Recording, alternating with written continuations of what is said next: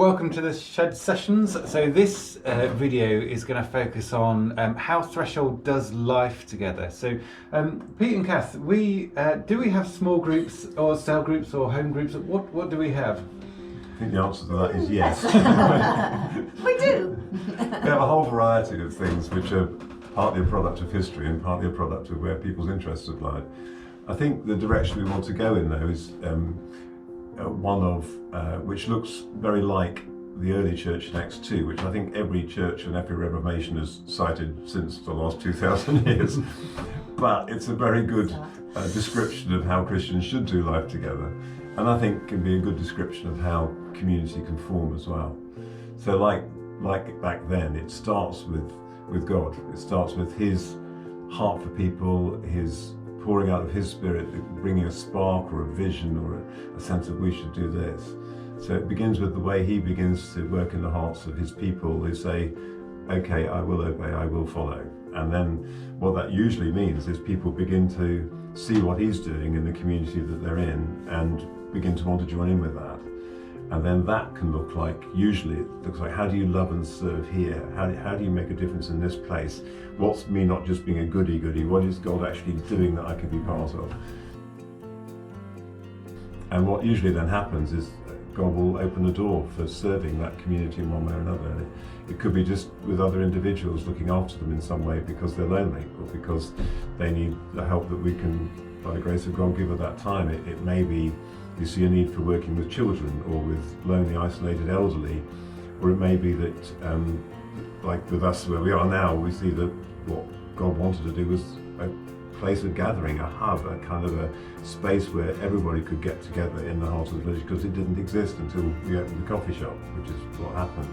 It may be a variety of things, but in whatever it is, what tends to then happen is that community starts to be built within there.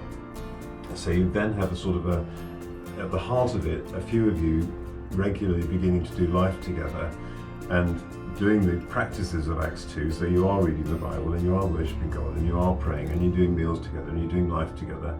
But beyond that, you engage properly with the life of the community that you're sat in, and you make relationships, and those folks become part of it as well, and eventually start exploring what you believe and why, if they want to, and discover God for themselves at the heart of it. We believe utterly that God, puts you in not only in the area, but it may be in the house that you're living in now. So therefore, you and whoever else with you in that place, being who God's made you. It's basically an opportunity to live out who God has made you to be. Right. So God's put in you. He's formed you, your character, He's given you your intellect, He's given you your skills, He's given you everything. So He's made you as an individual person with different interests, different skills. We're all different from each other, and different things excite us. So really, we're wanting to encourage people to do is to be the best version of them.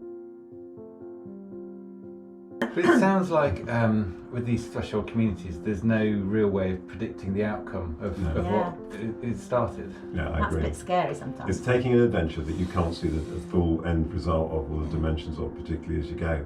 It's going from stage post to stage post, from cairn to cairn, from waymarker to waymarker. And it's having the courage to relate to God in that way, that you're happy to be dependent on Him to lead you step by step. It puts an absolute premium on prayer, because not just because you need to be close to Him, but you need to be able to hear Him. And one of the places we're coming from is that everyone can do that. That's normal Christianity. As Kath says, it's about them being them in relation to God in that place. He's called them there, so what does that mean for them? So you need a church leadership that's particularly secure and wanting folks to be who they are, following the vision God's giving them with the people around them. And our role is to just help bring a bit of wisdom, steer every now and again, connect things, point things out, that kind of stuff. I guess it's just taking every element of life and consciously, intentionally living them out for God, with God and at the centre, God being at the centre of everything.